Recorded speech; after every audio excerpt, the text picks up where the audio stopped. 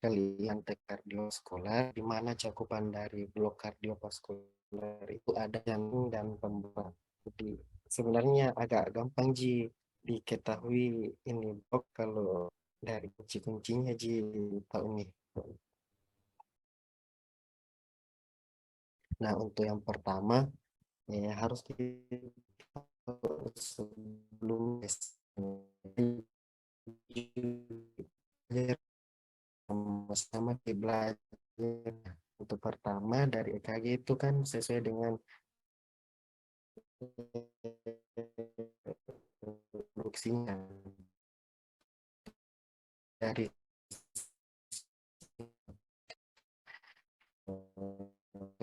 untuk produksinya kasis dan nah, sebenarnya jantung itu punya sistem konduksi sendirinya, beda dengan yang lainnya yang harus dari saraf-saraf sendiri.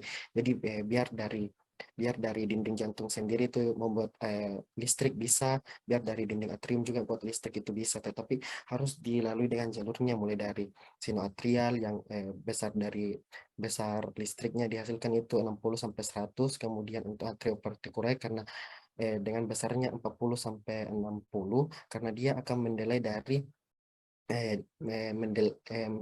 dari konduksi dari sinoatrial supaya pengisian dari ventrikel dapat adekuat. Jadi pas-pas cukup ki cairan darah yang masuk ke ventrikel baru dikonduksi ki dengan avenot. Nah, begitu seterusnya sampainya di berkas his, nanti di berkas his besar konduksinya itu sebesar 60 sampai 20. Nah, selanjutnya itu ke gelombang dasar EKG. Nah, gelombang dasar EKG itu ada P, Q, R, S, T. Jadi ingat, nah, untuk P, depolarisasi atrium. Jadi untuk atriumnya, kemudian untuk Q itu depolarisasi berkas his. Jadi kemudian KR untuk depolarisasi bagian dari ventrikel. Terus untuk S, penyebarannya nih, bagian ventrikel menuju ke atas kan turun dulu ke kan tadi begini kan turun di sini dulu turun kemudian naik, jadi di naiknya itu di bagian S, di bagian gelombang S-nya. Terus untuk interval VER, untuk interval VER itu mulai dari depolarisasi atrium sampai ke persiapan depolarisasi ventrikel. Kemudian untuk gelombang T-nya itu repolarisasi ventrikel dan kemudian untuk interval dari T nanti ada sambungannya lagi T garis mendatar lalu P QRS itu untuk relaksasi atau pengisian dari ventrikelnya sendiri. Nah, sama halnya yang tadi ini. Nah, ada quiz. Jadi di sini depolarisasi ventrikel dan repolarisasi atrium terdeteksi pada mesin EKG. Ada yang bisa mau jawab untuk ini. Kan di sini depolarisasi ventrikel kemudian repolarisasi atrium. Ada yang mau bantu jawab teman-teman?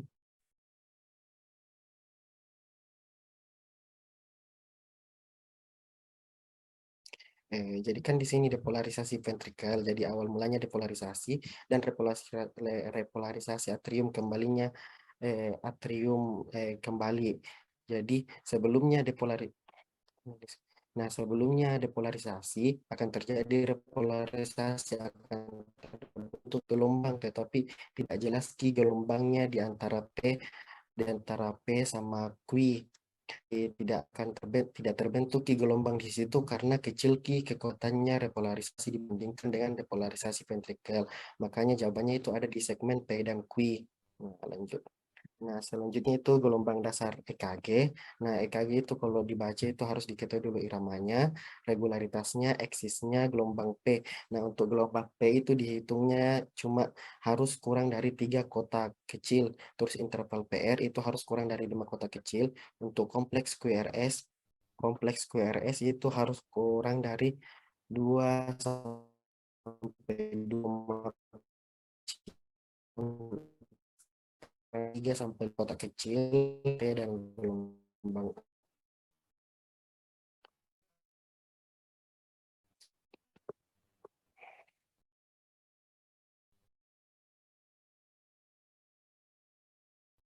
jelas nih suaraku.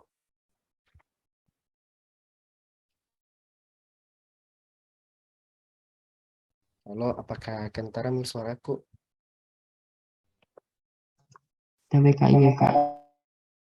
Eh, Tadi terputus di mana, Ki?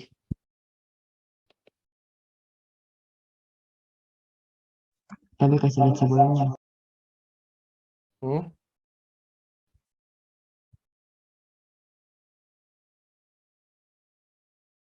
Tapi kak sebelum slide sebelumnya kak. Yang ini, kalau ini cuma diketahui, jadi kalau gelombang dasar EKG itu harus ditulis Ki, iramanya bagaimana, regularitasnya bagaimana, aksisnya bagaimana, begitu juga dengan gelombangnya. Gelombang P harus kurang dari 3 kotak kecil, gelombang PR harus kurang dari 5 kotak kecil, QRS 3 sampai 35 kecil, gelombang P-nya dinilai juga, gelombang U-nya juga dinilai bagaimana. Nah, Nah, ini gambaran dari gambaran EKG-nya. Untuk horizontalnya itu dinilai untuk bentuk waktunya. Jadi berapa berapa second kita terbentuk gelombangnya. Untuk ventrikelnya itu dinilai voltage-nya, berapa kekuatan listrik. Satu kotak kecil. Nah, satu kotak besar itu hitungannya 0,2 detik. Nah, untuk satu kotak kecilnya lagi, ada lagi yang kecilnya, hitungannya itu 0,04 detik. Jadi, satu kotak kecil itu 0,4 detik, satu kotak besar itu 0,2 detik. Nah, untuk selanjutnya, bagaimana cara tentukan jenis gelombangnya? Apakah sinus dan asinus gelombangnya?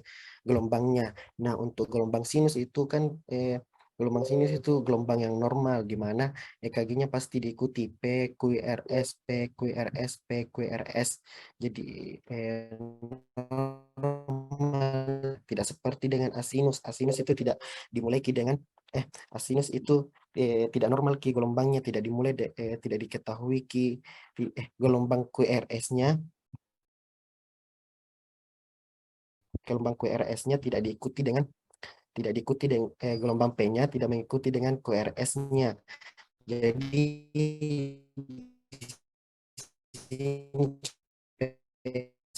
PQRS, PQRS, PQRS, PQRS. Nah, kalau asinus cuma P, P, P, P, QRS, P, P, P, QRS.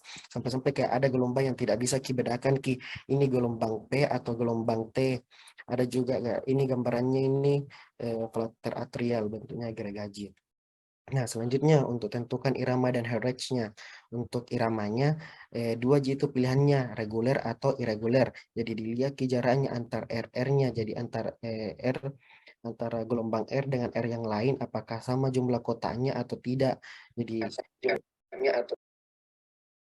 jadi ini 4 kota, 4 kota, 4 kota. Untuk irregular, jarak RR-nya dari gelombang R-nya ke R yang satu tidak sama Ki. Jadi kayak ini, ada 4, ada yang lebih dengan 4, ada 4 lebih dengan 4. Jadi eh, jumlah kotak besarnya kalian hitung, nah untuk regular sama irregularnya. Nah, untuk hitung keheratnya lagi untuk irregular, tinggal hitung saja 300 dibagi berapa jumlah kotak besarnya. Jadi hitung saja satu kayak ini dari R ke R.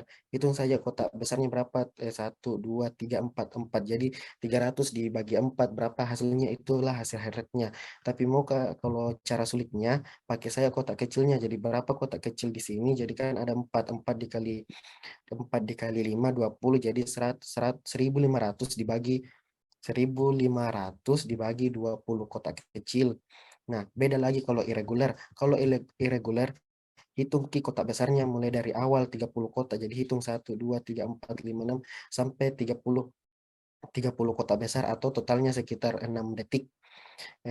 Ya 6 detik. Jadi baru dari 30 kota besar tersebut, hitung berapa berapa gelombang air yang terbentuk. Contohnya ini, anggap ini satu gambar ini 30 kota. Jadi 1, 2, 3, 4, 5, 6. Jadi 6 dikali 10 berarti 60. Nah, interpretasikan nih, kalau di bawah 60 berarti bradikardi, kalau di atas 100 berarti takikardi. Normalnya 60 sampai 100 menit, kan aksis jantung. Jadi mau kita tahu lokasinya jantung apakah tidak terbalik kah atau tidak, sama untuk diketahui apakah di mana letak jantungnya bekerja keras, apakah di aksis depresiasi kerja kerasnya atau di ekstrim aksis depresiasi. Biasanya kalau ekstrim gangguan congenital dari sejak lahir mengganggunya untuk right axis depreciation di apakah di di sebelah kanan ki lebih kuat kerjanya daripada kiri. Kemudian ini ada normal aksis. Jadi lihat ki gelombang kompleks QRS-nya pada lead 1 dan lead APF. Jadi kalau normalnya itu lead 1 itu positif, lead APF juga positif, jadi mengarah ke atas ke kedua-duanya. Nah, untuk left axis depreciation, lihat saja gelombang lead satunya mengarah ke atas, terus kalau lead APF-nya mengarah bawah, berarti dia left axis depreciation.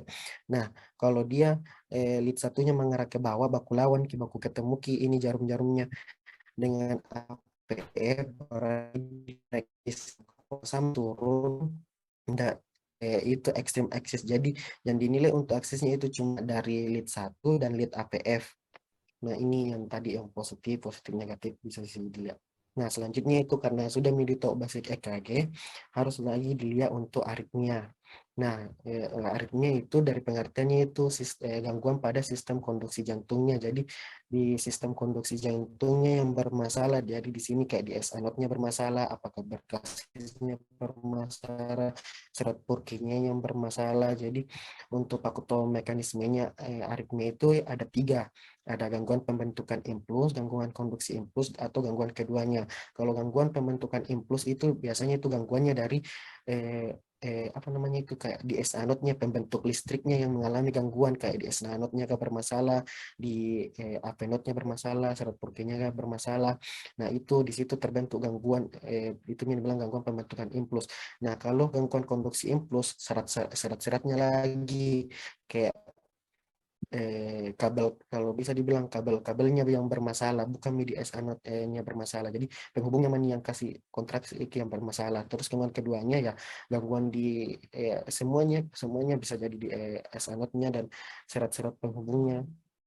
Nah, yang pertama itu ada takikardi, di mana takikardi itu gejalanya pasti pasiennya berdebar-debar dan heart rate-nya di atas 100 kali per menit. Nah, takikardi itu dibagi 2, jadi kalau berdasarkan anatominya itu kita subventrikular itu di bagian atas, jadi di sekitar atrium saja, dan ada di ventricle di dan ada di bagian ventricle, yaitu di bagian ventricle saja. Nah, ciri khasnya di daerah supraventrikular biasanya itu gelombang QRS-nya itu sempit-sempit, kayak ini sempit-sempit, ini atrial fluid sempit-sempit, sempit-sempit juga. Nah, yang pertama itu untuk supraventrikular ada sinus takikardi. Jadi di sinus takikardi itu di sini. Nah, di sini gelombang gelombang PQRST, di situ tidak ada intervalnya antara gelombang T dan gelombang gelombang P. Jadi tidak ada jarak untuk persiapan depolarisasi atrium. Jadi langsung setelah repolarisasi ventrikel langsung depolarisasi atrium. Jadi tidak ada jaraknya. Di situ langsung, makanya di situ dibilangkan sinus takikardi. Nah, untuk supraventrikular takikardi tandai saja tidak terbentuk gelombang T-nya. Jadi ini PQRS karena di sini takikardi di gelombang P-nya, jadi tersembunyi gelombang gelombang T-nya. Tandai saja pasti irregular juga anunya. Untuk si praventricular takikardi pasti reguler apanya ini gelombangnya pasti sama-sama jarak untuk gelombang R-nya sama-sama. Beda sama atrial fibrilasi. Untuk atrial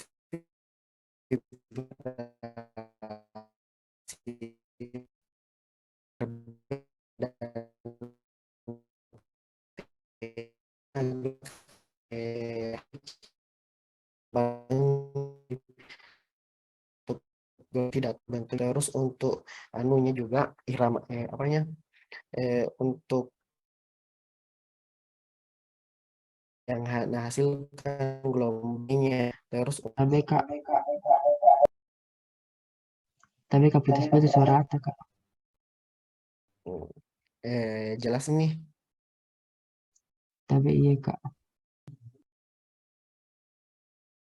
Tapi Kak bisa diulang yang di atrial fibrilasi.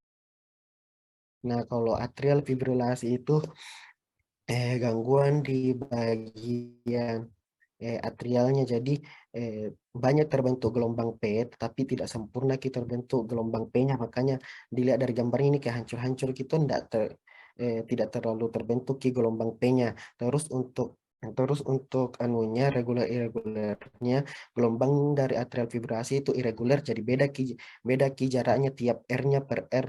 Beda dengan supra SPT. Kalau SPT reguler ki jaraknya dari R ke R. Jadi sama ki jaraknya semua. Kalau atrial fibrilasi beda ki semua jaraknya.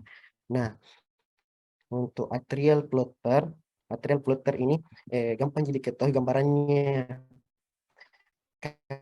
Kayak jadinya kita bentuk gelombang P. Sama aja halnya ini, cuma ini nggak betulan kita bentuk gelombang P-nya. Kalau ini betulan bentuk gelombang P-nya, tetapi bentuknya gaji tadi. Kalau tidak betulan bentuk berarti atrial fibrilasi. Kalau tidak beraturan berarti atrial flutter. Nah, selanjutnya untuk daerah ventricle, jadi ventricle ada ventricle tachycardi, ventricle fibrillasi, sama torsade de Pointes. Untuk VT, ventricle tachycardi itu terbagi dua, ada monomorfik dan ada polimorfik. Tapi ciri khasnya kalau biasa gua takikardi di bagian gelombang P-nya itu lebar-lebar, terus tidak terbentuk gelombang P karena tenggelam sama kompleks QRS. Jadi lihat ini untuk takikardi ventrikel seluruh jaraknya luas-luas semua jaraknya, ini juga luas jaraknya. Nah, untuk ventricle fibrilasi juga tidak teratur kita terbentuk gelombang P-nya sama dengan torsade de Pointer biasanya karena ada gangguan dari magnesium. Nah, sinus takikardi itu tata laksananya dikasihkan digoxin atau golongan beta blocker. Beta blocker itu nanti ada tipnya kalau obat-obatannya kalau di bagian hipertensi nanti. Nah, untuk ini dari SPT, AP, atrial flutter, PT, dan PF, diperhatikan dulu keadaan pasiennya, apakah pasiennya hipotensi, apakah ada sesak napas atau ronki, apakah ada memang infrak miokardnya, gangguan kesadaran atau shock, apakah pasiennya datang dengan penurunan kesadaran atau ada nyeri dada. Nah, kalau tidak ada yang ini berarti dikatakan pasiennya stabil, tapi kalau ada berarti pasiennya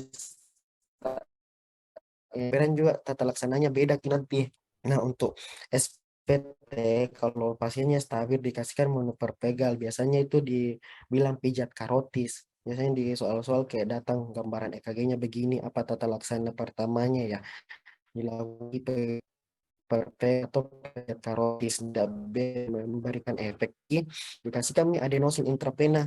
Tapi kalau tidak stabil, misalnya turun kesadarannya, dikasihkan dilakukan kardioversi 50 sampai 100 joule. Nah, selanjutnya untuk atrial flutter itu misalnya kalau stabil dikasihkan saja golongan beta blocker atau calcium channel blocker. Nah, kalau tidak stabil sama aja halnya dengan SPT, kasihkan kardioversi 50 sampai 100 joule. Untuk atrial fibrilasi, kalau pasiennya stabil kasihkan calcium channel blocker seperti verapamil atau diltiazem. Bisa juga dikasihkan golongan digitalis atau seperti digoxin. Nah, kalau tidak stabil dikasihkan dulu kardioversi bifasik. Jadi kasihkan dulu bifasik 120 sampai 200. Kalau tidak berhasil kasihkan monofasik 200 joule. Terus untuk VT kasihkan amiodaron, tapi kalau tidak stabil kasihkan kardioversi 100 joule. Untuk AF golongan kasihkan beta blocker, tapi kalau tidak stabil kasihkan defibrilasi. Untuk TDS torsade de Pointer ini defibrilasi, diberikan defibrilasi tambah pemberian MgSO4. Nah, selanjutnya itu gangguan ekstrasistol. Jadi ekstrasistol itu gelombang kompleks QRS-nya itu melebar-lebar, jadi melebar eh, apa namanya? Bukan takikardi tapi melebar gelombang kompleks QRS-nya. Jadi biasanya karena gangguan elektrolit, obat-obatan atau adanya gangguan hormon. Nah, ada klasifikasinya, ada ekstrasistol couple begini gambarannya dan ekstrasistol R on T. Jadi gelombang R-nya itu di atas gelombang T-nya kayak ini. P baru ada lagi naik T-nya itu. Nah, selanjutnya itu ada pembagian morfologinya, ada monomorfik dan ada polimorfik. Nah, kalau monomorfik itu dilihat sama semua bentuknya kayak ini, sama bentuknya dengan yang satunya, sama bentuknya dengan satunya. Kalau polimorfik beda-beda bentuk ekstrasistolnya. Jadi kan aku bilang tadi kalau ekstrasistol itu QRS-nya melebar ke ini, melebar QRS-nya PQRST, melebar sama gelombang P-nya dan beda-beda bentuk anunya, beda-beda ki bentuk apanya gelombangnya. Nah, terus berdasarkan jumlahnya lagi ada bigemini, ada trigemini, quadrigemini. Jadi cara hitungannya itu dari ekstrasistol yang satunya dengan sampai ke ekstrasistol yang satunya kayak ini.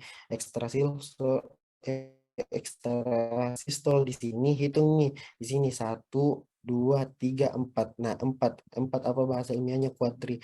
Nah, dihitung nih ekstrasistol quadrigemini. Kayak ini dihitung dari yang pertama 1, 2, 3 berarti trigemini. 1, 2 berarti bigemini.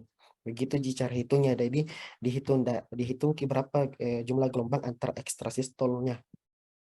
Nah, selanjutnya ada lagi eh, bundle branch blocker. Jadi ini ada blocker pada serat Purkinje-nya begitu.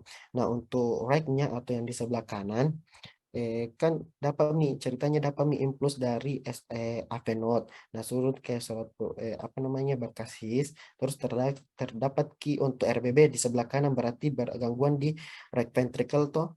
Berarti ada anu di sini hambatan, di sini ada yang menghambat sistem konduksinya. Jadi lah dinaiki dulu sistem konduksinya ke otot-otot ventricle kiri, terus baru menuju ke ventricle kanan secara perlahan. Nah, pelan-pelannya itu akan membentuk dua gelombang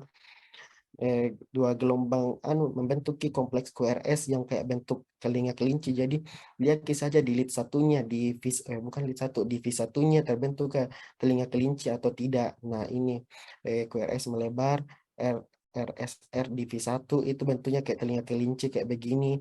Terus S promine di V6 komplain jika di atas.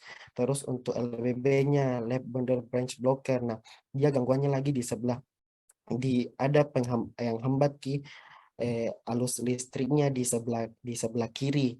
Nah, kayak tadi anunya fotomekanismenya karena terhambat ke sebelah kiri, maka ke sebelah kanan semua dulu listrik secara perlahan baru ke arah sebelah kanan, makanya terbentuk di telinga kelinci juga di sebelah di V6. Jadi perhatikan saya kalau di sekitar V1, V2, V3 terbentuk telinga kelinci, maka bisa disebutkan RBB. Tapi kalau di V4, 5, 6 terbentuk telinga kelinci, biasanya di V6 muncul sama di V5 telinga kelinci, bisa itu LBB.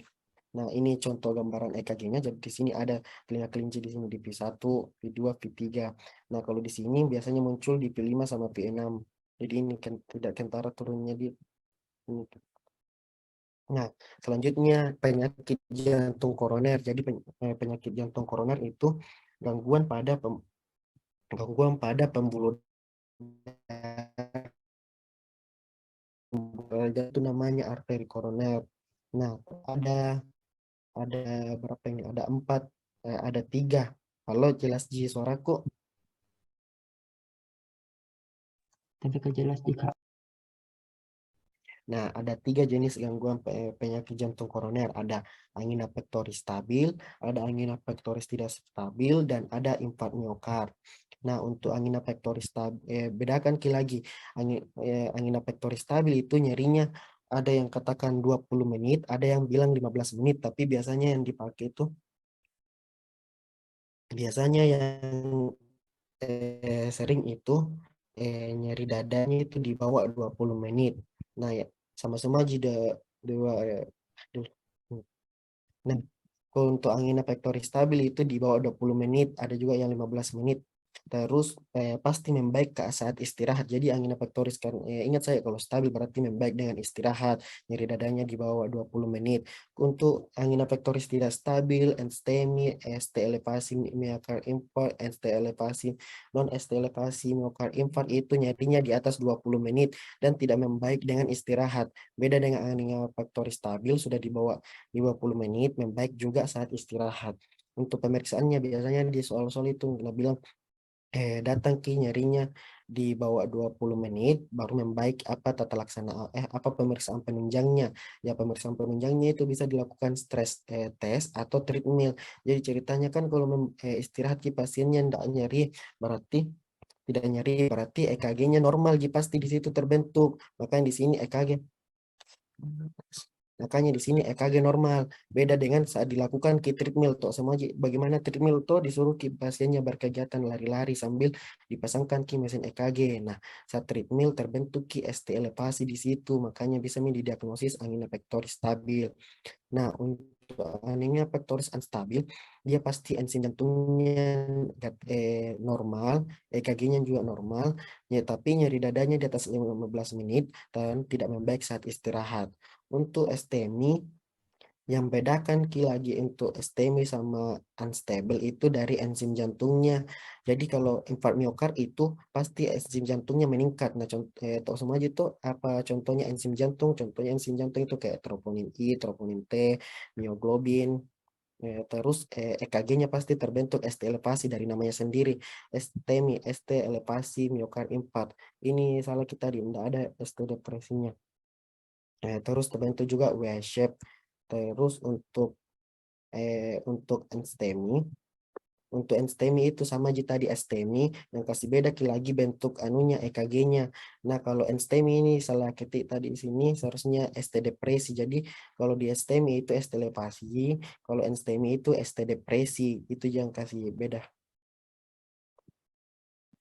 Nah, tata laksananya untuk angina pectoris stabil dikasihkan kiaspilet, kasihkan golongan statin sebagai pengencer danunya, pengencer darahnya. Juga nak kasih rusak pembentukan aterosklerosis yang kayak fibrik.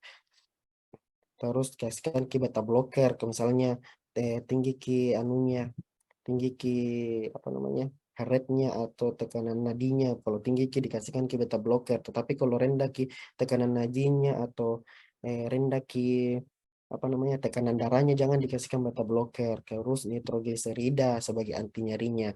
Nah, untuk angina pectoris, STEMI sama NSTEMI sama aja tata laksananya karena di atas 20 menit anunya tuh. Nah, misalnya periksa kadar oksigennya lagi. Bila kadar oksigennya di bawah 94% dikasihkan oksigen, tapi kalau di atas 94% jika kadar oksigennya baru dikasihkan oksigen, terus diberikan nitrat, diberikan aspira atau aspilet, clopidogrel, dikasihkan morfin. Nah, untuk reperfusinya, untuk perbaikannya secara cepatnya, misalnya mau obati langsung untuk anunya penyumbatannya bisa dilakukan primary PCI, misalnya masih sempat di bawah 12 jam dibawa ke apa namanya ke rumah sakit, bisa dilakukan primary PCI, tapi untuk farmakonya bisa dikatakan fibrinolisis intravena. Nah, ini contoh soalnya yang tadi datang 15 tahun, keluhan nyeri dada, terutama beraktivitas berat dan reda saat istirahat. Nah, ini kentara sekali nih anunya diagnosisnya karena reda saat istirahat, berarti dia diagnosisnya angina pectoris stabil. Nah, didapatkan pemeriksaannya ini abaikan saja 170 hipertensi memang faktor resikonya, EKG-nya juga normal berarti fix media angina pectoris, terus GDS-nya 456 berarti ada diabetes mellitusnya, di tinggi gula darahnya. Nah, pemeriksaan lanjutan. Nah, tadi dijelaskan tadi bagaimana pemeriksaan lanjutannya untuk pasien angina pectoris, ya dilakukan pemeriksaan treadmill, jadi diperiksa pasien melakukan treadmill sambil diperiksa EKG-nya juga. Nah, untuk angiografi itu pemeriksaan bisa dibilang gold standar karena bisa dilihat pembuluh darahnya di mana terjadi penyumbatannya. Kalau CXR itu eh, chest X-ray, gambaran radiologinya dadanya. Itu singkatannya CXR.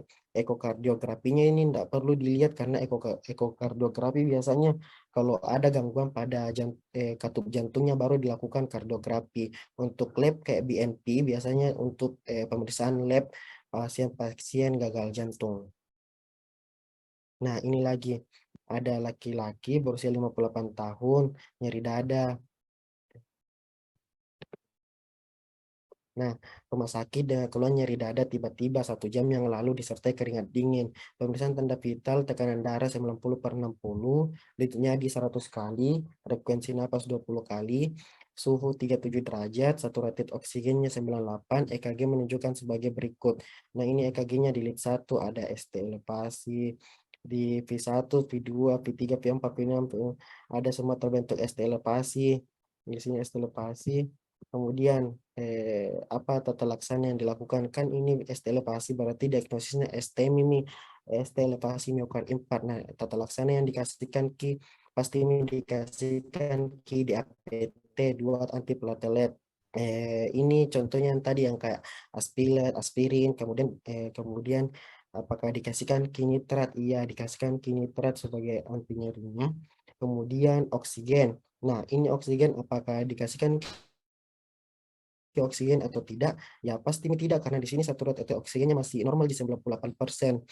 Kemudian dikasihkan kimorfin, iya, sebagai anti nyerinya, dan dirujuk untuk dilakukan PCI atau itu tadi reperfusi. Nah, selanjutnya harus kita lagi di mana apa saja arteri koroner dan lekat sumbatannya. Nah, kan sudah minta di ada perpanjangan EKG kayak ini V1, V2, V3, V4, V5, V6, V6.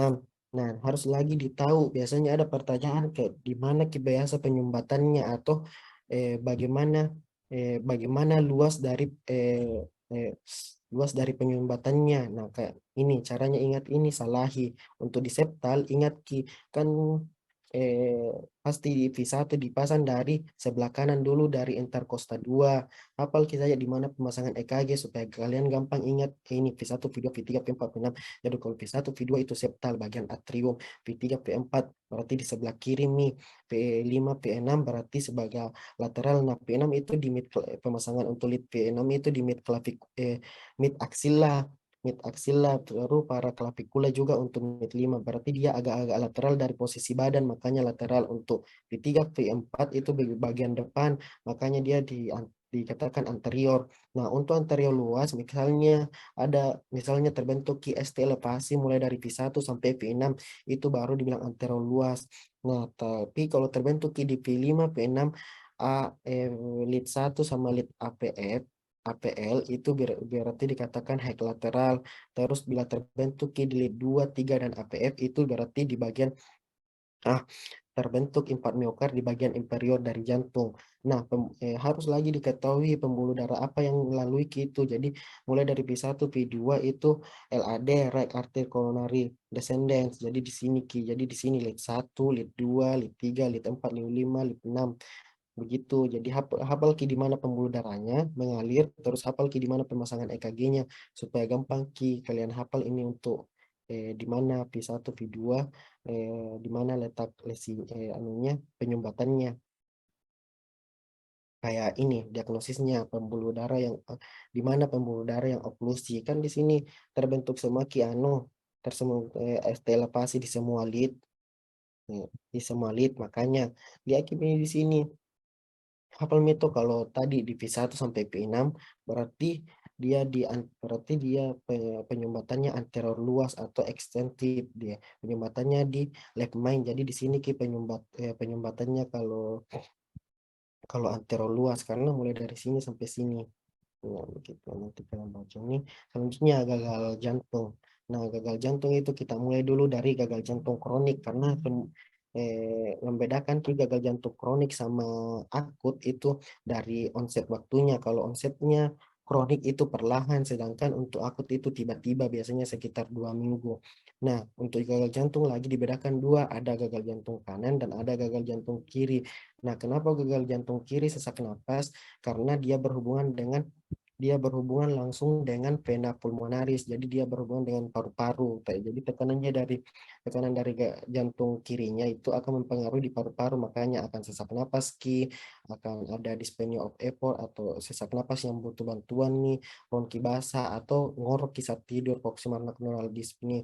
Terus untuk gagal jantung kanan, kenapa biasanya bengkak? Karena berhubungan langsung dengan seluruh tubuh. Jadi gagal jantung kan itu berhubungan dengan vena cava inferior dan vena cava superior. Nah, makanya di sini ada peningkatan jugular vena pressure, meningkat meningkat tekanan vena jugularisnya karena adanya peningkatan tekanan dari eh, vena cava superiornya, terus kaki bengkaknya karena dari gangguan perfusi tubuhnya, ada asites, ada hepatosplenomegali karena vena cava inferiornya itu ada berhubungan dengan vena portal dari hepar, makanya bisa menyebabkan pembesaran pada hepar dan lien. Nah, terus ada karena gangguan Gangguan di sebelah kanan bisa kita sebabkan right atrium hipertrofi dan right ventricle hypertrophy ya. Jadi ada pembesaran di atrium dan ada pembesaran di ventricle kanannya. Nah, untuk gambaran radiologinya itu untuk pembesaran di atrium itu globular shape atau candy, jadi membesar ki gambar jantungnya. Sedangkan untuk ventricle itu terbentuk ki both shape apparent atau apexnya terangkat ki, jadi gambarannya kayak bentuk sepatu. Terus untuk EKG-nya untuk atrium kanan itu terbentuk ki P pulmonal, jadi P itu normalnya kan tadi sekitar 3 kotak kecil, tetapi ini melebihi ki anunya, batas kotaknya tinggi sekali, kita bentuk gelombang P-nya. Terus untuk yang ini R per S di atas 1 P1 atau ini betul. Nah, untuk gagal jantung kiri, itu terbagi dua lagi. Seharusnya di sini L, left atrium hypertrophy sama left ventricle hypertrophy. Untuk left atrium hypertrophy terbentuk ki dua, nanti di radiologinya tuh terbentuk ki dua bayangan jantung. Jadi ada kayak gambaran shadownya lah itu jantung. Makanya di sini double contour apparent, dua ki gambaran jantungnya. Untuk EKG-nya pemitral dan pemitral, maksudnya di gelombang P terbentuk bentuk M, makanya di sini M shape di gelombang P. Nah, untuk left ventricle hypertrophy itu apexnya tertanam karena membesar ki bagian bagian ventricle kiri, membesar ki bagian ventricle kirinya, makanya tertanam ki anunya, tertanam ki apexnya, tidak terbentuk ki tidak terbentuk ki sudut di situ. Nah, untuk tata laksananya kan gagal jantung, jadi tata laksananya itu dirujuk. Terus untuk non farmakonya itu diberikan diet rendah garam supaya mengurangi kontraksi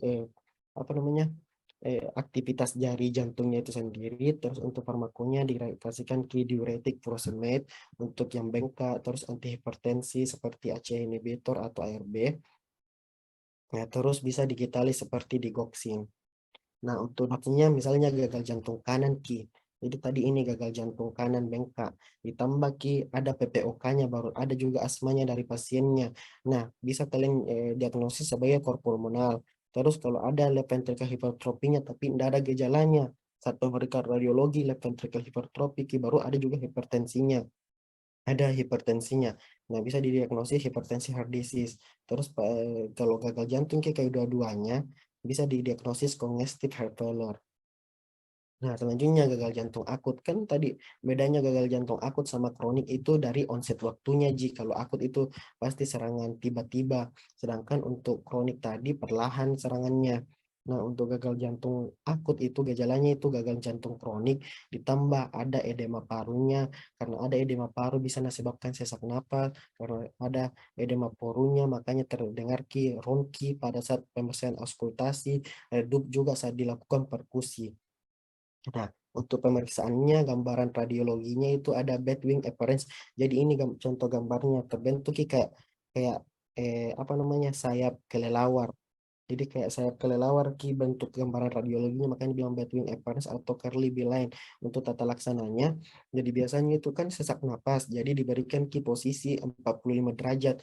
Pasien akan merasakan tidak sesak, maksudnya enak rasa pasiennya kalau posisi tidurnya itu 45 derajat ki. Terus diberikan oksigen 4 sampai 6 liter per menit. Untuk farmakonya bisa diberikan lasik seperti furosemide intravena atau diuretik, morfin intravena, nitrogliserin. Tapi nanti di kuliahnya nanti kalian ada kayak lebih spesifik lagi untuk tata laksananya. Nah, klasifikasinya untuk gagal jantung itu terbagi dua, ada berdasarkan America Heart Association dan ada New York Heart Association. Nah, untuk America Heart Association itu berdasarkan gejala yang dirasakan sama pasien, sedangkan untuk New York itu berdasarkan kegiatan pasiennya, aktivitas pasiennya. Nah, kalau di sini di klasifikasinya A itu kalau ada hipertensi tetapi tidak ada kardiomegali, tidak ada pembesaran jantung. B itu kalau ada kardiomegali tetapi tidak ada gejala yang dirasakan. Nah, kalau C itu tidak ada kardiomegali tetapi sesak saat beraktivitas. Kalau D itu sesak saat istirahat tetapi tidak ada kardiomegali. Beda kalau berdasarkan New York. Kalau New York itu harus kardiomegali ditambahkan. Kalau satu itu tidak ada gejalanya. Kalau dua itu saat melakukan aktivitas berat baru sesak napas kayak naik tangga atau dari lari, baru sesak napas bisa diklasifikasikan dua. Tetapi kalau melakukan aktivitas ringan kayak pergi jadi WC, kayak jalan-jalan ringan, jalan-jalan pendek ini lalui, masuk di klasifikasi tiga. Tetapi kalau saat istirahat baru sesak napas nih juga bisa diklasifikasikan empat. Nah, kayak ini, datang ke UGD sesak napas, tanda ini tiba-tibanya 15 menit lalu saat jalan menuju masjid. Riwayat berobat rutin, pempis, takikardi, dispeni, peningkatan JPP, ronki, dibawal ke 28 paru, akral basah dan pucat. Radiologinya, kayak ini radiologinya. Nah, periksa nih kayak apakah radiologinya seperti gambaran sayap kelelawar atau tidak.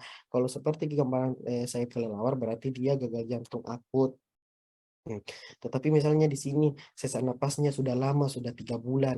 Nah, bisa kita sudah 3 bulan sesak napasnya, baru pemeriksaan fisiknya ada takikardi, dispenia, dispeni, sesak napas berarti gagal jantung di sebelah kiri. Kalau peningkatan JPP berarti gagal jantung di sebelah kanan, berarti dia bisa didiagnosis congestive heart failure. Nah, selanjutnya hipertensi. Nah, hipertensi itu peningkatan tekanan darah di atas 140/90 dengan 2 kali pengukuran di hari yang berbeda. Jadi dilakukan dulu hari ini, apakah dilakukan dulu hari ini, berapa tekanan darahnya. Kalau di atas 140/90, nah kita tunggu lagi beberapa hari, baru diperiksa lagi hari selanjutnya. Kalau masih 140/90 berarti dia sudah hipertensi. Nah, hipertensi itu ada juga pengklasifikasiannya, ada JNC 7 dan JNC 8, tapi yang masih dipakai itu JNC 7. Kalau ini normal, sistolnya di bawah 120, diastolnya di bawah 80. Kalau perhipertensi 120 sampai 139, diastolnya 80 sampai 89. Kalau tipe 1 itu 140 sampai 159, untuk diastolnya 90 sampai 99. Kalau yang kedua di atas 160, diastolnya 100. Nah, untuk hipertensi diagnosisnya kan tadi sudah 2 kali dilakukan pengukuran. Nah, diedukasi Ki. Jadi kalau hipertensi itu tidak boleh langsung dikasihkan obat. Diedukasi Ki dulu pasiennya untuk pola gaya hidupnya, pola makannya, suruh beraktivitas olahraga sekitar 1 bulan lah. Tetapi kalau tidak turun Ki tekanan darahnya, harus Ki dulu lihat Ki apakah ada penyakit penyertanya atau tidak ada. Kalau ada penyakit penyertanya, bisa jadi penyakitnya yang buat Ki hipertensi. Nah, bisa didiagnosis hipertensi sekunder. Tetapi kalau usianya sudah tua, terus tidak ada aja penyakit penyertanya, terus memang pola hidupnya kayak obes atau sering makan junk food, bisa didiagnosis hipertensi primer atau hipertensi esensial. Nah, untuk tata laksananya, untuk kalau dikasihkan satu obat bisa diberikan thiazid, ACE inhibitor atau ARB. Jadi ACE inhibitor ini tidak boleh dikombinasi dengan ARB, makanya ada terus strip kalau ACE inhibitor ARB. Karena kalau sudah pakai ACE inhibitor tidak boleh ada pakai ARB, atau kalau sudah pakai ARB tidak boleh kasihkan ACE inhibitor. Terus bisa kasihkan calcium channel blocker. Nah, untuk kombinasi dua obat, kayak ini ACE inhibitor atau ARB tambah diuretik atau CCB, calcium channel blocker, atau bisa dikaitkan beta blocker ditambah diuretik, atau ACE inhibitor ARB ditambah diuretik kalau mau buat kombinasi 3 obat ditambah CCB. Nah, ACI dan ARB tidak boleh digabung. Nah, untuk hipertensi sekunder itu pasti ada penyakit penyertanya, seperti kalau di ginjal. Seperti kalau penyakit ginjal kan kan di ginjal itu terdapat apa namanya? Ada renin angiotensin di ginjal toh. Jadi bisa disebabkan juga kalau ada gangguan di RAS-nya, bisa disebabkan hipertensi, tetapi kan yang gangguan di ginjal maka yang dikasihkan ACE inhibitor atau RB karena kerjanya di RAS, sama dengan DM tipe 2, keangina pectoris, bisa dikasihkan beta blocker dan calcium channel blocker. Gagal jantung kalau ada edemanya dikasihkan diuretik, kalau ada hipertensi dikasihkan ACE inhibitor atau ARB. Terus left ventricular hypertrophy, kan kalau jantungnya pembesaran di sebelah kiri, berarti kontraksi dari jantungnya itu semakin tinggi kontraksi kontraksi jantungnya, makanya dikasihkan ACE inhibitor atau ARB. Terus kalau atrial fibrilasi dikasihkan beta blocker. Nah, untuk ibu hamil biasa juga disebabkan biasa juga ada gangguan hipertensi pada ibu hamil, dikasihkan ke CCB. Nah, kalau CCB obat yang dikasihkan itu nifedipin atau metildopa. Nah, untuk BPH benek prostat hipertrofi itu dikasihkan ke alpha blocker, tamsulan atau prazosin. Nah, target penurunannya dulu. Target penurunannya, kalau ada gangguan gagal ginjal atau diabetes tidak ada. Kalau tidak ada gagal ginjalnya sama diabetesnya, dilihat lagi usianya. Kalau usianya di bawah 60 tahun, target penurunannya tekanan darahnya itu di bawah 140/90. Tetapi kalau usianya di atas 60 tahun sudah tua, berarti target penurunannya itu di bawah 150/90. Tapi kalau ada diabetesnya, ada diabetesnya, ada gagal ginjalnya, berarti dikasih turun ke dulu 140/90, karena kan salah satu penyebabnya DM sama gagal jantung itu kan hipertensi, jadi dikasih turun ke tekanan darahnya supaya agak membaiki ini DM-nya juga. Nah, obat-obat anti hipertensi itu ada ACE inhibitor, ada ARB, ada beta blocker, ada CCB, sama ada diuretik. Nah, untuk hafal ki obat-obatannya ini ada kuncinya. Kayak ada ACE inhibitor di golongan obatnya itu pasti berakhiran pril-pril, kayak katopril, ini contohnya katopril. Cara kerjanya itu memblokade RAS, ini angiotensin system. Terus untuk komplikasinya itu kalau konsumsi katopril bisa batuk kering, sama dengan ARB. ARB itu kata kuncinya itu obat-obatnya itu tantan, kayak ini kandestan. Sama aja dengan kerjanya ACE inhibitor, makanya tidak bisa dikombinasikan sama kerjanya. Terus untuk beta blocker, pasti nama obatnya perairan lolol, propanolol, bisoprolol. Terus kerjanya itu menurunkan heart rate dan menurunkan tekanan darah. Nah, kalau turun heart rate-nya turun juga tekanan darahnya, bisa menurunkan hipertensi, tapi komplikasinya itu bisa ke sesak napas.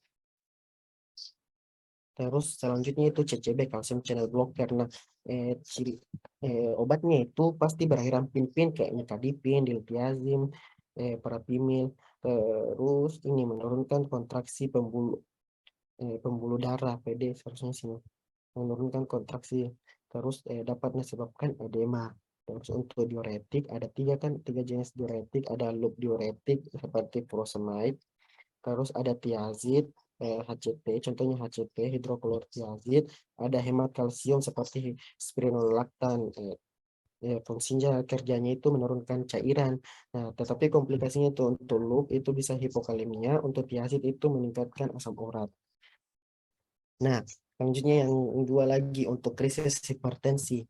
Jadi untuk krisis hipertensi itu di atas 180/20 untuk tekanan darahnya terbagi dua, ada emergensi dan ada urgensi. Nah, kalau emergensi itu pasti ada penyakit pesertanya, kayak ada target organnya, misalnya pasiennya yang tinggi tekanan darahnya terus ada nyeri dada, ya bisa jadi penyebabnya karena akut koronari sindromnya, terus sesak napas gitu, terus tinggi tekanan darahnya, bisa jadi edema paru. Sama juga kalau hilang penglihatan, bisa jadi ada pendarahan di retinanya karena adanya hipertensi, terus lumpuh, stroke, karena ada stroke, terus buang air kecilnya sedikit, bisa jadi ada akinya. Terus untuk hipertensi urgen itu pasti tidak ada target organnya, jadi dia kayak pasiennya normal-normal gitu tapi ternyata tinggi tekanan darahnya 180/20. Nah, tata laksananya untuk emergensi itu bisa dikasihkan injeksi nikardipin, terus untuk target penurunannya itu 20/25. Terus untuk hipertensi urgen itu dikasihkan oral katopril ditambah amlodipin. Amlodipin untuk targetnya itu sama aja tadi dengan emergensi 20/25. Nah, ini laki 44 sering mengalami sakit kepala, riwayat hipertensi dan mendapatkan katopril 3x25 dan menderita asma. Pempisnya tekanan darah 160/90, tadinya 80, pernapasannya 20, terus dalam batas normal. Manakah obat yang diberikan Ki? Nah, kan di sini ada diberikan katopril golongan ACE inhibitor. Nah, ACE inhibitor tidak boleh dikombinasi dengan ARB, makanya dicari obat yang selain ARB.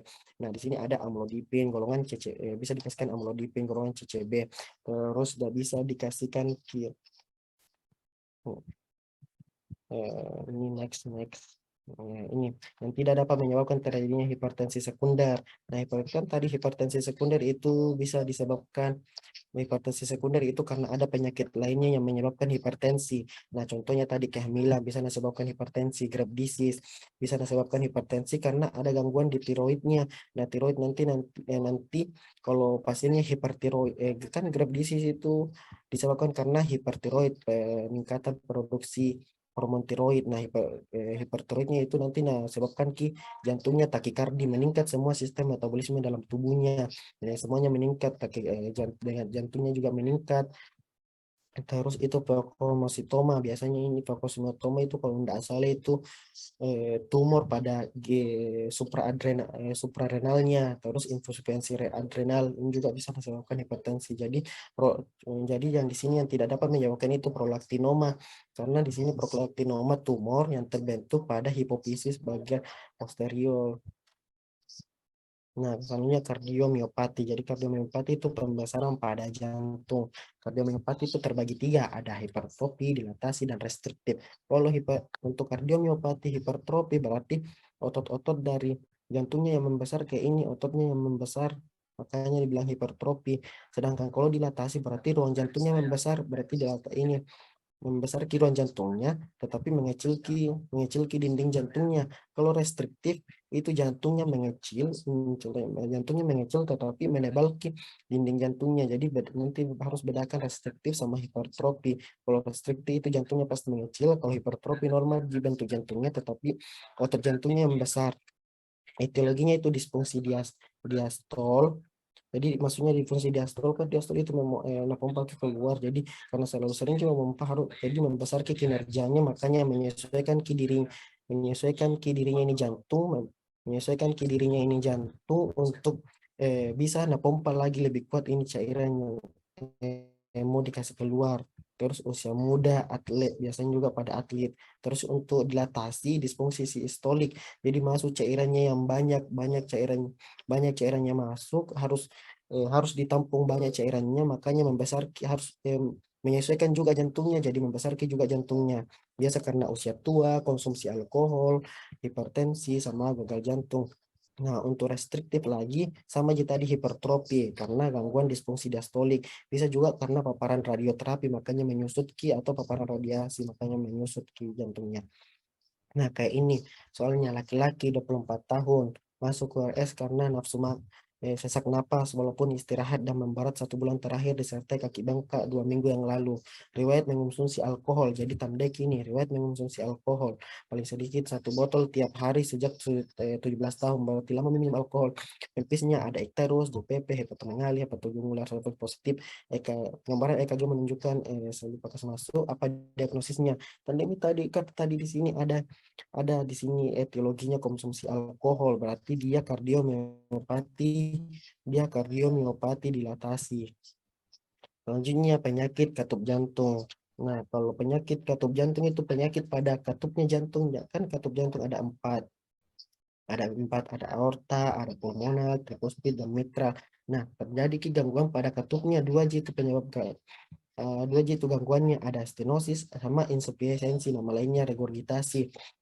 Nah, kalau stenosis itu katupnya tidak bisa terbuka sempurna, jadi terbuka jika katupnya tetapi tidak sempurna anunya ke terbukanya. Sedangkan kalau insufisiensi itu katupnya tidak bisa tertutup jadi terbuka terus gitu, katupnya tidak bisa kita tertutup. Nah, caranya menentukan kalau biasa di soal kayak begini. Yang nomor 2, datang puskesmas, batuk berdahak 1 minggu yang lalu, riwayat batuk sebelumnya tidak ada sesak napas, ada bengkak. Langsung di Pempis didapatkan murmur positif pada intercostal 5, mid clavicula fase diastolik. Jadi dia harus ditahu dulu letaknya di mana, terus di mana juga letaknya di mana, terus fasenya juga fase apa begitu. Nah, jadi di sini cara menentukannya itu dilihat dulu lokasi katupnya. Kalau katup aorta itu berarti terdengar murmur pada intercostalis 2 kanan atau biasa parasternalis di regio parasternalis kanan. Uh, Terus kalau katup pulmoner berarti di intercostalis 2 parasternal kiri. Terus untuk katup tricuspid intercosta 4 terus di daerah parasternal kiri. Terus kalau katup mitral atau biskup itu biasanya di apex jantung. Jadi di sini pasti kan di sini tulisannya intercostalis 5 mid clavicula. Dia berada di mid clavicula, berarti dia pasti gangguannya di katup mitral. Nah, sudah diketahui kalau di katup mitral ke gangguan tuh, terus lihat lagi fase apa, fase sistolik kah atau fase diastolik. Nah, di sini tertulis fase diastolik. Berarti kalau fase diastolik, lihat misalnya di sini rumusnya fase diastolik, murmur diastolik. Hafal saja misai, MSAI. Kalau M itu mitral stenosis, aorta insufisiensi. Kalau sistolik itu mitral insufisiensi, stenosis aorta. Jadi jadi kalau ini tadi terdengar murmurnya di interkostal 5 mitral berarti berada di katup mitral, terus fase diastolik berarti dia diagnosisnya mitral stenosis. Begitu Ji. Jadi misalnya sama Ji tadi ya, terdengar murmur sistolik pada parasternal interkostal 2 parasternal kiri. Nah, kan ada di sini tulisannya paru-paru. Nah, ganti saja ini aortanya menjadi paru-paru karena pasangannya dari katup pulmoner itu aorta. Pasangannya katup mitral adalah trikuspid. Jadi hafal saja di sini. Jadi ini aorta. Nah, ini aorta, ini pulmonar, ini mitral, ini trikuspid. Jadi hafal saya yang berdekatan. Begitu. Nah, rumusnya itu ini saya hafal kemarin misa, mesai. Bilang kalau sistolik misa, diastolik mesai, mitral insufisiensi, mitral regurgitasi, stenosis aorta. Jadi kalau ada terdengar murmur pada biasanya kalau mitral itu nah bilang di apex, kadang murmur di apex fase dia sistolik, berarti apa nih misa mitral insufisiensi stenosis aorta. Oh mitral berarti mitral insufisiensi. Oh jadi jawabannya itu mitral insufisiensi atau mitral regurgitasi. Terdengar terdengar murmur parasternal intercostalis 2 fase diastolik. Apa nih? Mesai mitral stenosis aorta insufisiensi. Oh, karena di parasternal 2 kan karena di parasternal 2 ki intercostalis 2 berarti aorta. Fase di diastolik apa nih? Mesai aorta insufisiensi untuk A-nya. Gitu.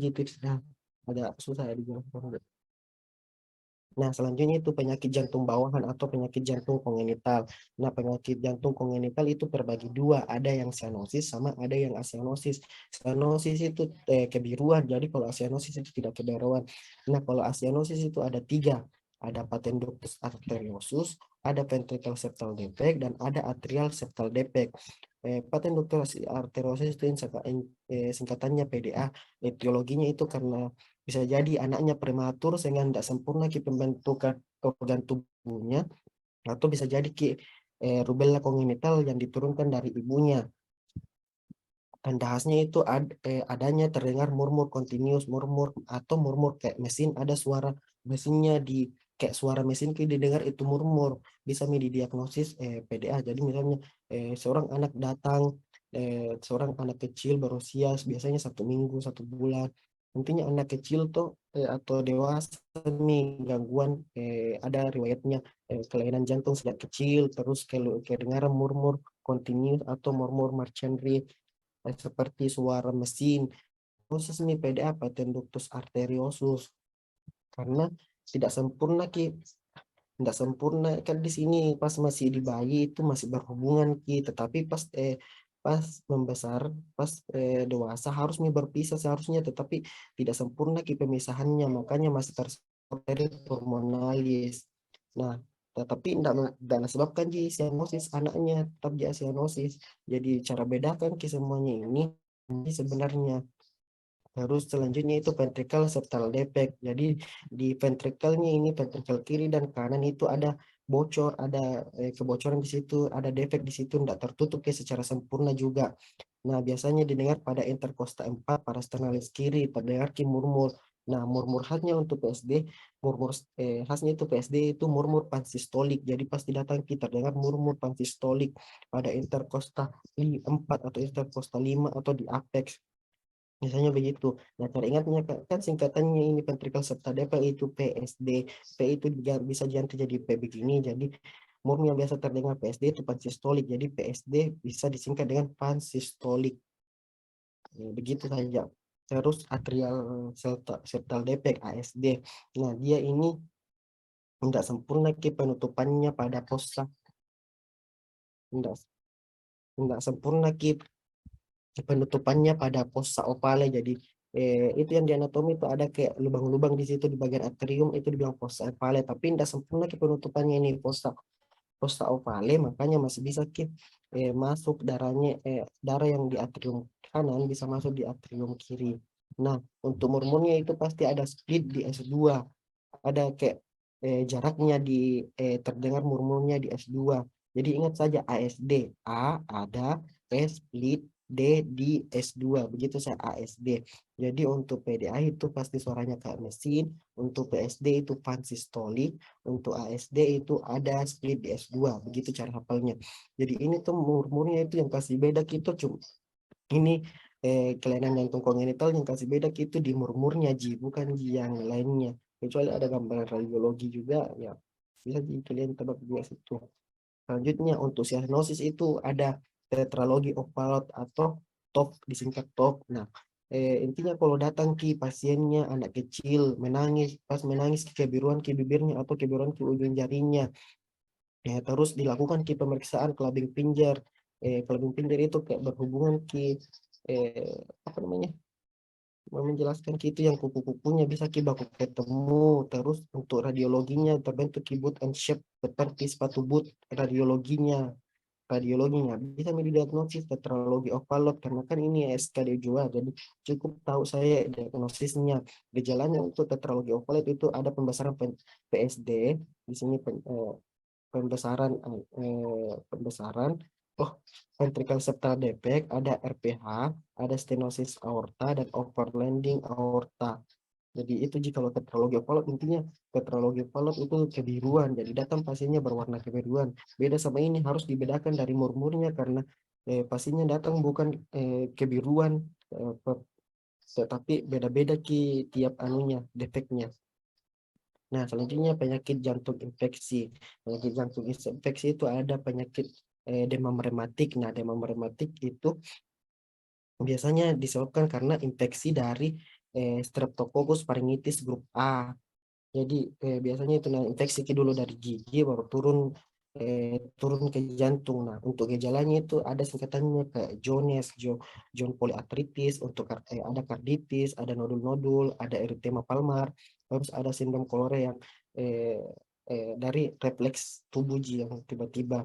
Terus untuk minornya itu ada artalgia, ada pronoper interval, ada demam, terus ada elevat CRP. Nah, untuk diagnosisnya itu kalau didapatkan Q2 mayor. Jadi, misalnya dua dari Jones ini ada dua yang positif dari pasien, misalnya joint polyarthritis Ki ditambah karditis Ki, ya. Bisa nih didiagnosis demam rematik. Atau dari minornya lagi, minornya satu ada artalgianya, tetapi minornya dua, tetapi ada satu di mayornya ya, misalnya karditis kita, tapi ada juga artalgianya sama demamnya ya, bisa didiagnosis demam rematik. Hanya untuk endokarditis itu dua etiologinya, ada Staphylococcus aureus dan ada Streptococcus pyogenes. Untuk Staphylococcus aureus itu biasanya infeksi-infeksi di tangannya, biasanya itu kayak sudah disuntik atau ada konsumsi narkoba, biasanya gangguannya pada katup trikuspid. Sedangkan untuk Streptococcus pyogenes biasanya pastinya itu ada kayak kayak keluhannya sakit gigi atau infeksi di giginya. Nah, itu bisa disebabkan gangguan di katup mitralnya. Nah, bisa jadi baca di sini gejalanya ada road spot in retina, ada road spot di retinanya, splinter hemorrhage, geniculation, dan lain-lain. Nah, untuk selanjutnya perikarditis itu etiologinya itu bisa karena infeksi, dan untuk infeksi itu bisa jadi karena endokarditis, infeksi dari endokarditisnya keluar ke menginfeksi perikarditisnya, terus ada riwayat demam rematik atau ada TB parunya. Nah, dari TB parunya itu bisa menginfeksi di daerah perikardiumnya, terus untuk non infeksi itu bisa jadi karena autoimun. Nah, kalau gejalanya itu bisa bisa ada nyeri pleuritiknya, terus ada demamnya, terus pas pemeriksaan auskultasi terdengar key Vection Root. Jadi pasti ada kayak bla bla bla bla, pemeriksaan auskultasi terdengar Vection Root. Terus tercantum gambaran EKG berikut. Nah, gambaran EKG-nya itu terbentuk ki ST elevasi di semolit.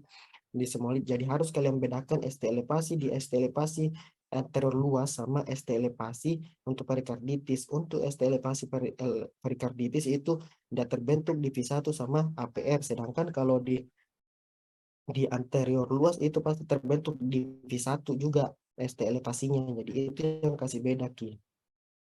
Terus untuk miokarditis, gejalanya nyeri dada, demam, ada palpitasi, ada aritmia, terus pemeriksaan fisiknya pada saat auskultasi terdengar suara galop, terus EKG-nya ada pronolquite, T-inverse, dan konduksi ortolepnya, ada leukositosis karena infeksi, pemeriksaan enzim jantung, atau bisa jadi ada riwayat infeksi Spanya, infeksi pernapasan atasnya, atau faringitis.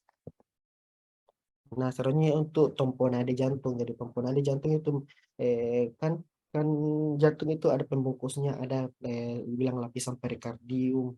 Nah, itu lapisan perikardium nanti di apa namanya terpenuhi Ki sama gumpalan cairan, makanya jantungnya itu tidak bisa Ki kontraksi dengan sempurna karena ada yang hambat Ki kontraksinya, itu yang cairannya yang kasih pulki, makanya bisa gejalanya hipotensi karena kurang Ki kontraksi dari jantungnya, peningkatan JPP karena aliran aliran yang dari tekanan yang dari vena superior tidak bisa ki masuk ke atrium kanan, malah tekanan dari atrium kanan naik ki ke bagian JPP, terus suara jantung menurun karena ada yang hambat ki untuk tekanannya.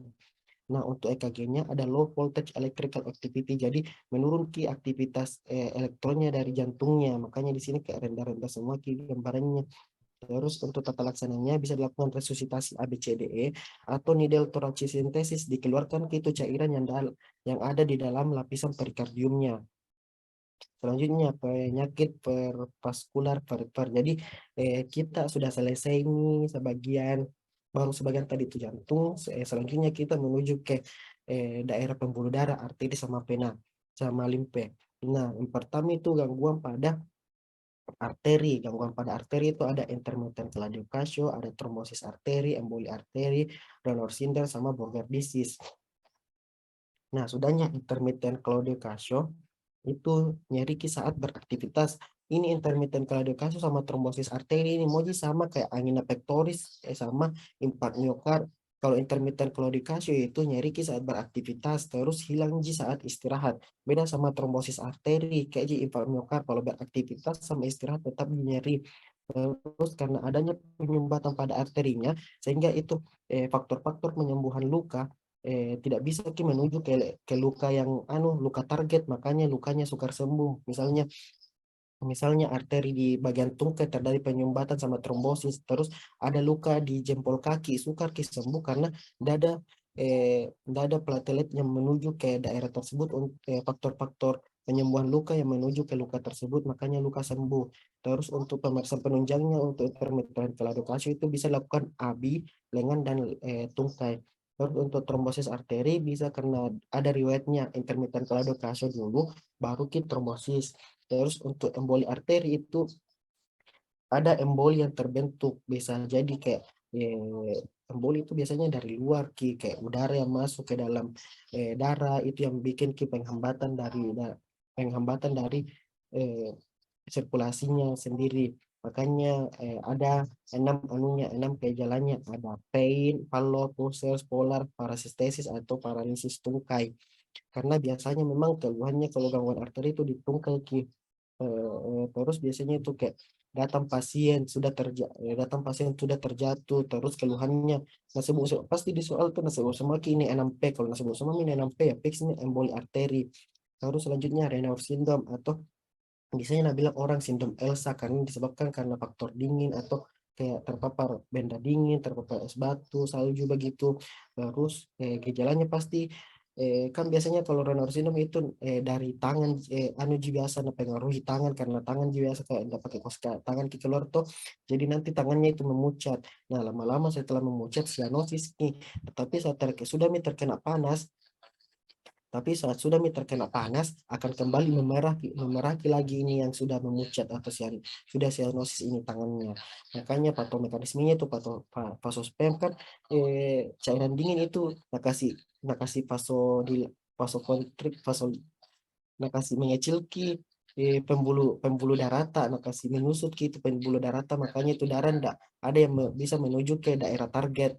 itu bilang vasospasmia atau vasospastik. Jadi itu biasanya kayak automekanisme seorang pasien datang dengan keluhan gambaran tangan memucat setelah dari luar daerah dingin.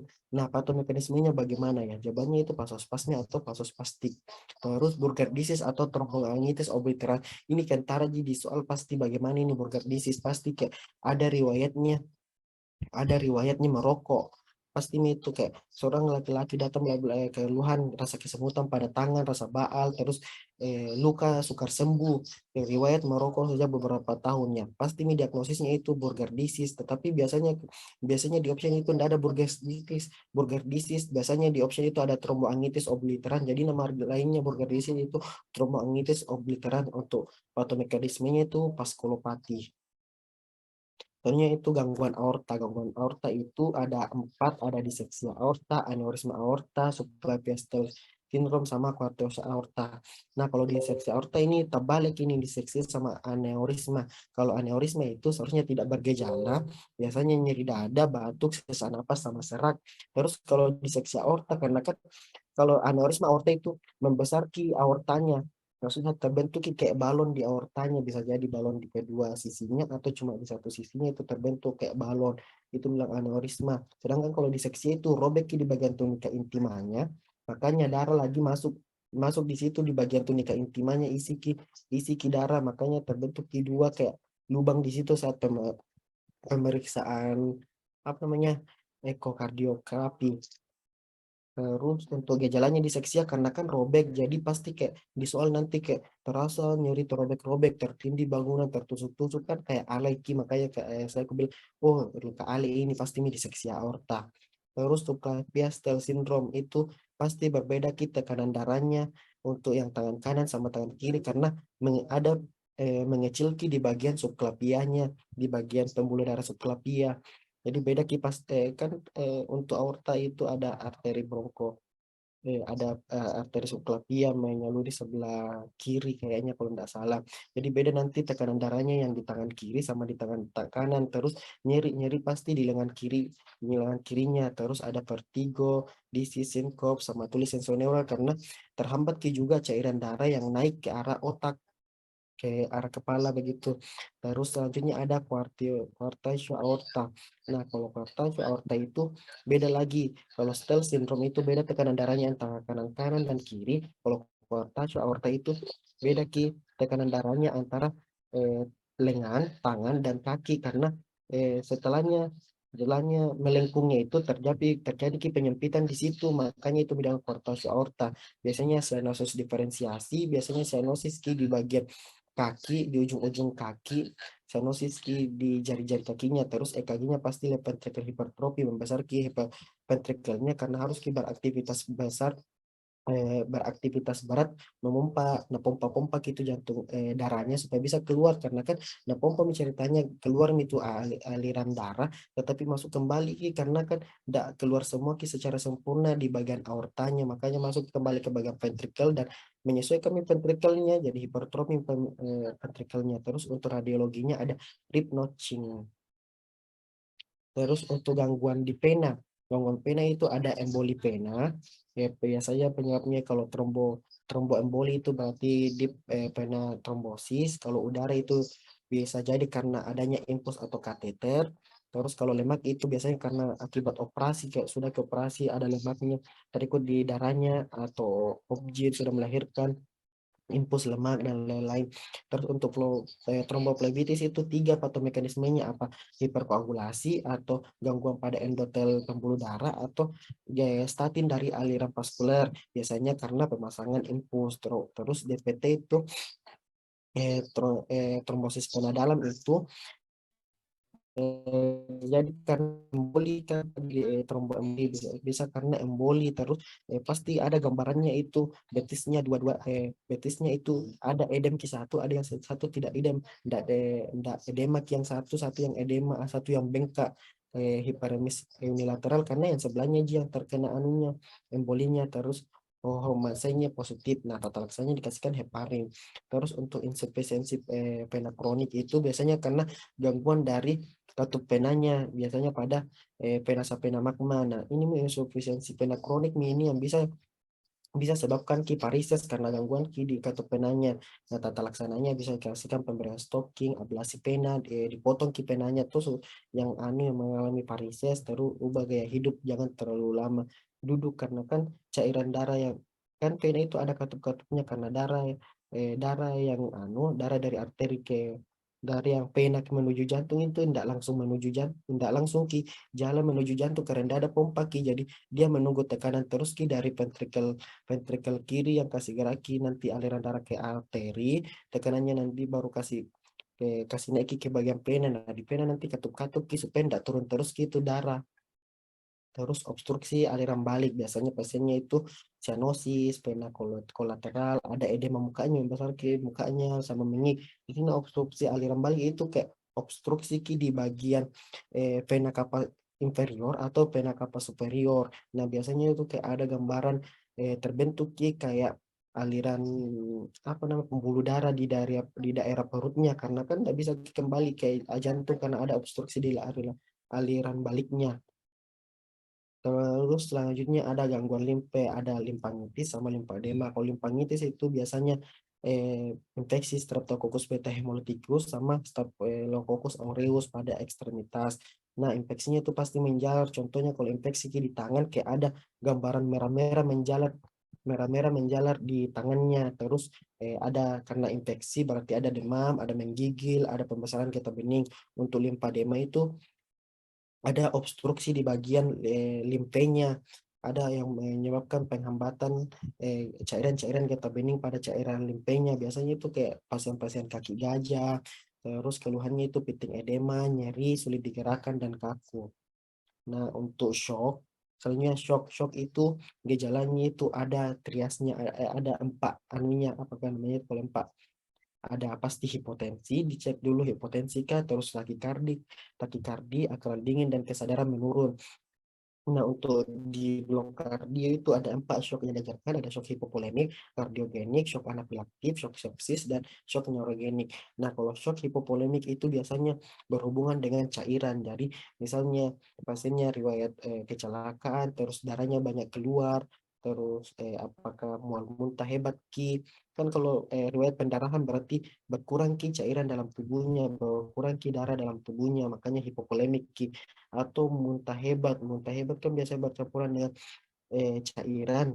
Oh, keluar semua ke cairan dalam tubuh ya, bisa saya ini sebabkan hipovolemik atau diare. Kan diare itu kayak keluar ki feses 3 kali dengan apa lembek ki. Kan bercampur ki dengan cairan juga itu, makanya bisa disebabkan shock hipovolemik. Makanya karena kan berkurang ke cairan dalam tubuh, dikasihkan kita laksana resusitasi cairan. Nah, untuk shock kardiogenik, soalnya shock kardiogenik itu pasti ada riwayatnya penyakit, pasiennya ada riwayat penyakit jantung sebelumnya, kayak bisa jadi gagal jantung kah atau akut coronary syndrome, terus tidak membaiki dengan dikasihkan terapi cairan. Tata laksananya itu ditentukan berdasarkan tekanan darahnya.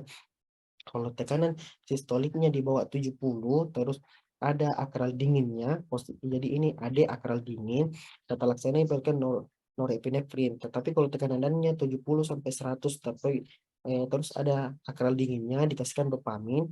Terus kalau tekanan darahnya 70 sampai 100 tetapi tidak ada akral dingin dikasihkan doputamin. Tapi kalau ada tekanan darahnya di atas 100 terus ada akral dinginnya dikasihkan ki nitrat saja. Karena moji normal anunya di atas 100 G tekanan darahnya. Terus untuk shock anafilaktif. Nah, anafilaktif ini biasanya berhubungan dengan alergi.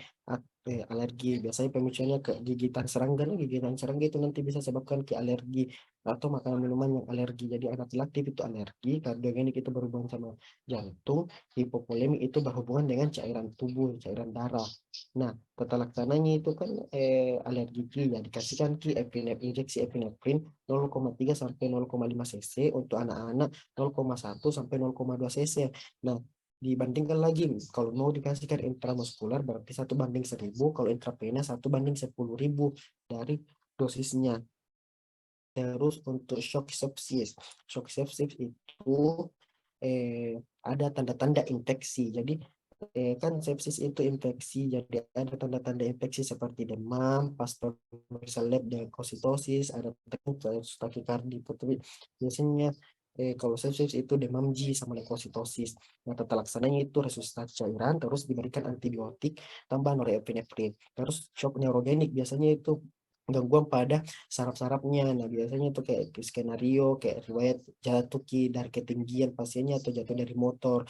Terus ada gangguan aliran darah ke saraf, pasiennya lumpuh dan gangguan motorik. Nah, untuk tata laksananya dikasihkan ki shock tata laksananya shock neurogenik itu kasihkan ki norepinefrin. Jadi itu jika lo shock ada hipotensi, takikardi, akral dingin, dan kesadarannya menurun. Nah, kalau cardiac arrest ini nggak usah dibahas di sini karena kalau cardiac arrest itu sudah masuk di blok trauma.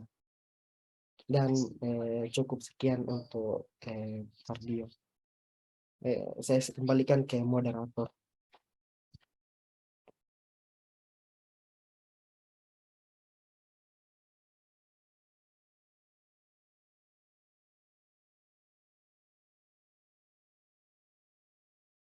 Saya serahkan nih ke Irham. Pak Irham. Ya, terima kasih Kak atas materinya yang sangat menarik dan semoga dapat menambah wawasan dan ilmu dari teman-teman sekalian. Tapi selanjutnya kita beralih ke sesi pertanyaan. Jadi jika ada teman-teman yang ingin bertanya kepada kakak, ada pemateri, silakan langsung unmute atau bisa juga apa namanya lewat chat. Ya silakan teman-teman yang ingin bertanya.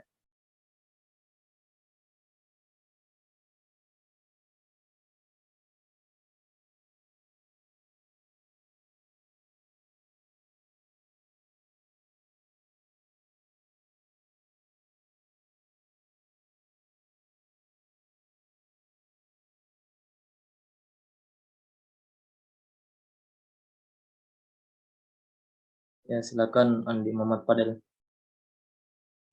Tapi Kak, saya ingin tanya kembali Kak, bagaimana penjelasannya itu, perbedaannya itu antara ventricle tachycardy dengan ventricle fibrilasi Kak, dilihat dari EKG-nya Kak tadi.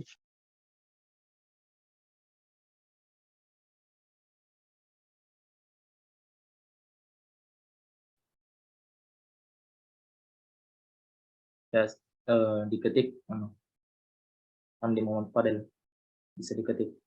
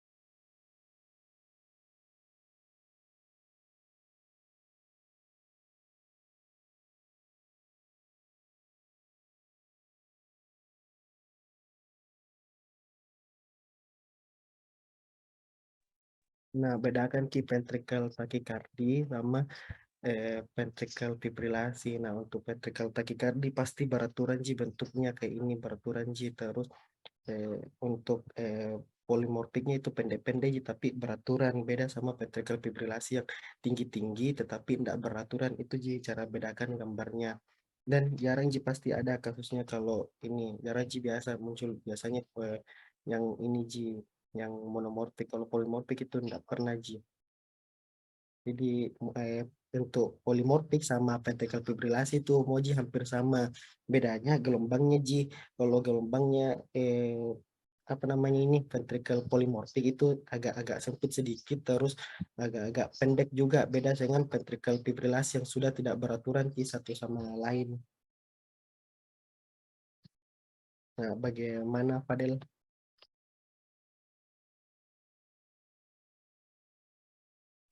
Tapi Kak sudah mengerti Kak. Terima kasih banyak Kak. Oke, makasih Fadel. Makasih juga founding jawabannya. Bagaimana teman-teman yang lain? Masih ada yang bertanya?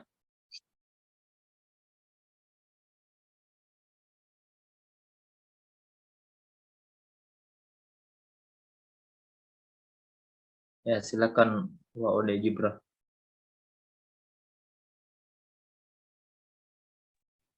Tapi Kak, sebelumnya perkenalkan nama saya Wada Jibra Safira. Di sini saya mau bertanya Kak, tetap di bagian yang tadi Kak, di slide takikardi. Di situ kan untuk melihat apakah dia ada beberapa pilihan di situ untuk yang stabil dan tidak stabil. Di situ dilihat dari gejalanya ada sesak, terus hipotensi kalau tidak salah tadi, kemudian ada shock. Nah, untuk tata laksananya itu kan kita harus lihat dia terbagi stabil dan tidak stabil. Nah, dari gejala itu apakah ada dari kasus jika ada misalnya tidak semua ada gejala itu sudah bisa kita lihat untuk stabil kan ada semua gejala itu atau tidak stabilnya Kak TBK. Kalau stabil sama tidak stabilnya itu salah satunya saja, tidak harus semuanya ada. Gitu Ji, kalau untuk tentukan sih tidak tawilnya.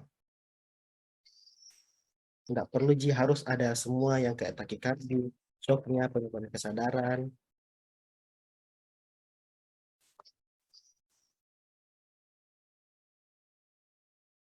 TBI Kak, terima kasih banyak Kak. Bagaimana Waude?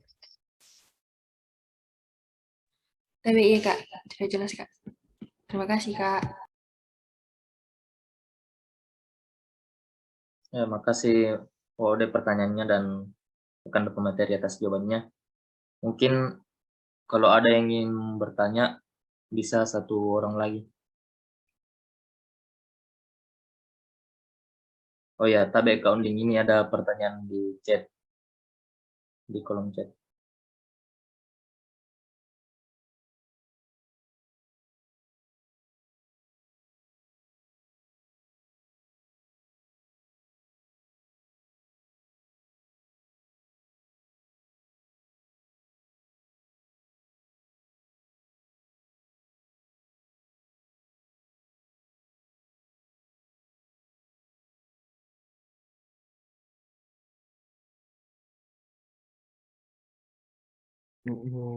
Jelas Ji, suara aku udah putus-putus Ji.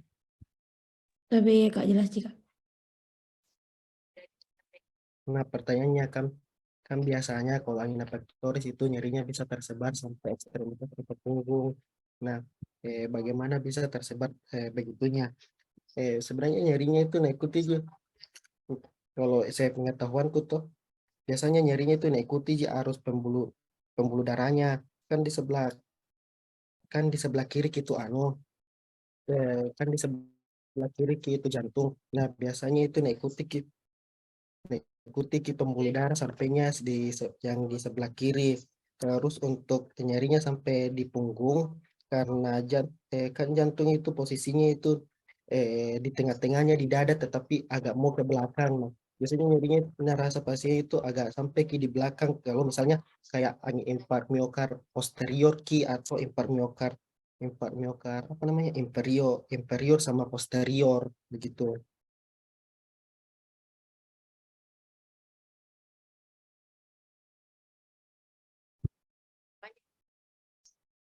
Jelas Ji atau karena tidak aku terlalu betul juga kalau penyebarannya sampai begitu. Tapi iya Kak jelas sih Kak. Terima kasih banyak Kak. Tapi kalau untuk yang di punggung itu berdasarkan apa saja posisi anatomisnya karena di agak-agak moji hampir sampai di punggung ininya untuk jantung.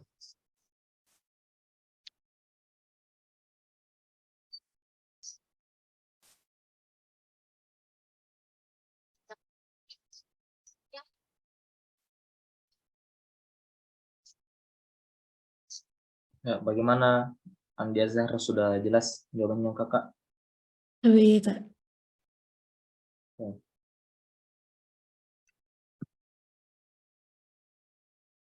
Masih ada yang ingin bertanya?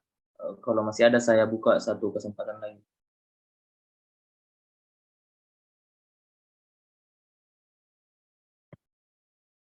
Oh ya, baik, kalau sudah tidak ada, terima kasih teman-teman Angkatan Kalsiferol sudah menyempatkan dirinya hadir dalam kesempatan pada malam hari ini. Dan terima kasih juga kepada rekan materi kita sudah membawakan materi yang luar biasa. Semoga dapat menambah wawasan dari teman-teman sekalian dan membantu teman-teman sekalian untuk lolos di blok kardio ini. Amin. Selanjutnya kita beralih ke dokumentasi. Yang pertama akan ada penyerahan sertifikat untuk Kakanda pemateri.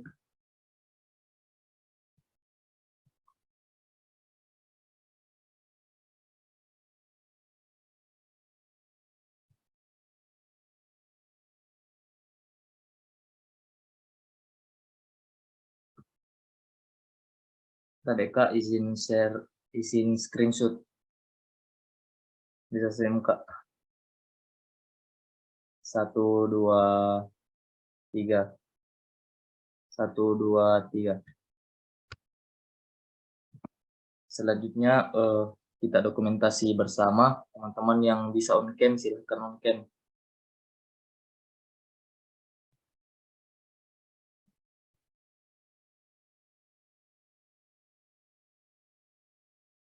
Baik, untuk slide pertama 1, 2, 3. Slide kedua 1, 2, 3. Ya, sudah selesai. Nah, jadi sekian untuk pertemuan kita malam hari ini dalam rangka tentang keilmuan blok kardiovaskular. Kepada Kakanda pemateri sekali lagi terima kasih, dan juga untuk teman-teman Kalsiferol. Semoga bermanfaat untuk kita semua. Saya akhiri dengan billahi fisabilillah, astagfirul khairat. Assalamualaikum warahmatullahi wabarakatuh. Waalaikumsalam warahmatullahi Waalaikumsalam warahmatullahi wabarakatuh. Terima kasih banyak, Kak. ABK, terima kasih banyak.